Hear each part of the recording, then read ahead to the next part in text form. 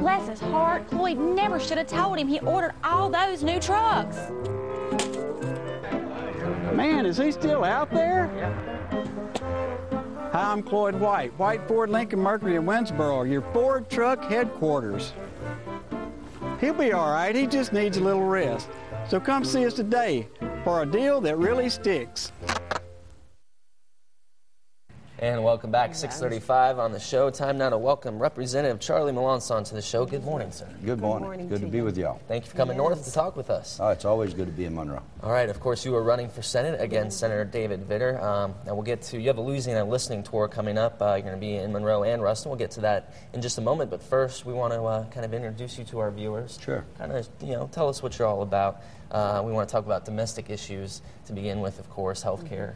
It's in the headlines a lot, and a lot of people, care a lot about that issue. So I want to ask you, if you were in the Senate and you had a chance to vote on the Senate version of the health care reform that passed, how would you have voted? Well, basically what I saw of the Senate version, I voted against the House version. Okay. One of the reasons I voted against the House version was the fact that fiscally it's a irresponsible bill.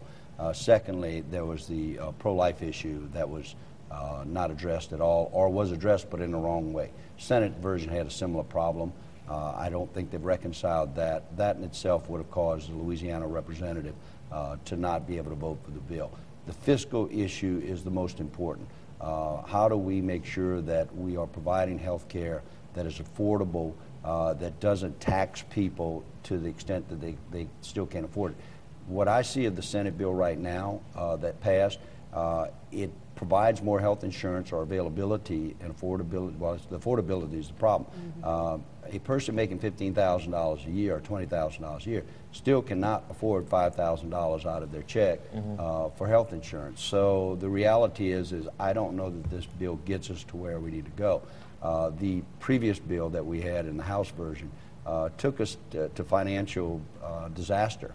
About 10 years quicker than what we go if we do nothing at all. Really? So it's trying to find the balance, and that's what legislating is about, is trying to work with other members of the body to see if you can find compromise and common ground rather than right-wing alternatives or left-wing alternatives, centrist alternatives, which I always say when two people walk away from a deal and they're not necessarily happy with the whole deal, then you probably got a good deal. And what's happening right now and what's happened over the last decade or so in the Congress is one party or the other party is walking away happy and the other party is not, and that's not good for America. What's your stance on the public option version of it, in or out? Well, I voted against, that's part of the reason why I voted against the House version. I don't know that people understand totally the public option. Medicare is a public option, Social Security is a public option. Here in Louisiana, we have Louisiana workers' compensation that is a public option that made the market for workers' comp competitive. But my constituents, and those of the state of Louisiana, have been opposed to the public option for whatever the reason. And being a representative of the people, that is my position, to stay in opposition and try and find other ways. Right now, it appears that the state exchanges are the opportunity to make this thing work, if it's going to work. Now, sir, let me ask you about the deficit. Of course, we have record-breaking deficits right now. Is it possible to pass health care reform without raising the deficit and without adding new taxes to the middle class, as President Obama promised he would not do? That's what we're waiting for, CBO to give us the scores on the total bills that are out there. Plus, then once they conference them, they'll know what the elements of each of the bills. That's what both of the bills purport to do.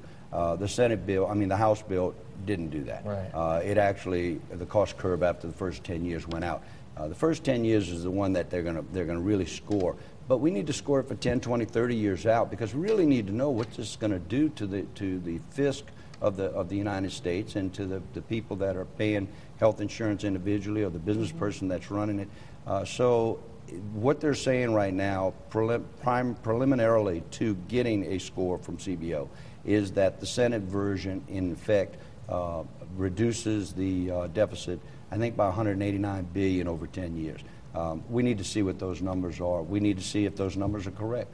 When Medicare Part D was done, this is a good scenario. It was projected that it was going to be, I think, a trillion, and it came in at say, I think $300 trillion, which is normally it goes the opposite direction. But those are the things that, as a legislator, I need to see and understand and know before I can make a firm decision on how I vote, because that will change. I mean, any of those elements could, in effect, change the decision that I make on whether we can afford to do what we need to do. Right. Some people, and what the president started off with, and I agree with him, is if we don't fix health care, it's continuing that people, the small business people and the individuals that are having to buy their insurance will no longer be insured, and then we, the citizens that are paying taxes, are going to be paying for them to go to the emergency room. And so this past year, $50 billion was paid out by the federal government to emergency room hospitals to take care of those people that didn't have insurance. Okay, Yes, unfortunately, we we are out of thank you time. We very only got to much. one subject. If you'd like to hear more about what Mr. Melanson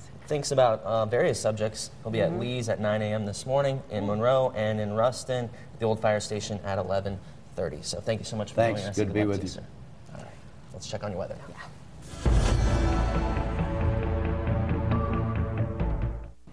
And it's a cool and cloudy one out there. We're already seeing that cloud cover move into the picture, and we're seeing light rain spread into the Monroe area at the moment. And we're going to see that 30% chance for rain continue throughout the day today. We'll have highs in the mid-50s and lows tonight in the upper 30s. Stay tuned, more to come. What's the best news you could hear about Roundup Power Max? We're cutting our price in half. That's right. Roundup Power Max, backed by Roundup Rewards, is now half the price of last season. Roundup Power Max, now at half the price. Getting burned by a generic glyphosate? Get real protection for your cotton with Roundup Power Max herbicide, with Crop Shield formula for maximum crop safety and yield potential. And now, Roundup Power Max is at half the price of last season. What does health reform mean to seniors on Medicare?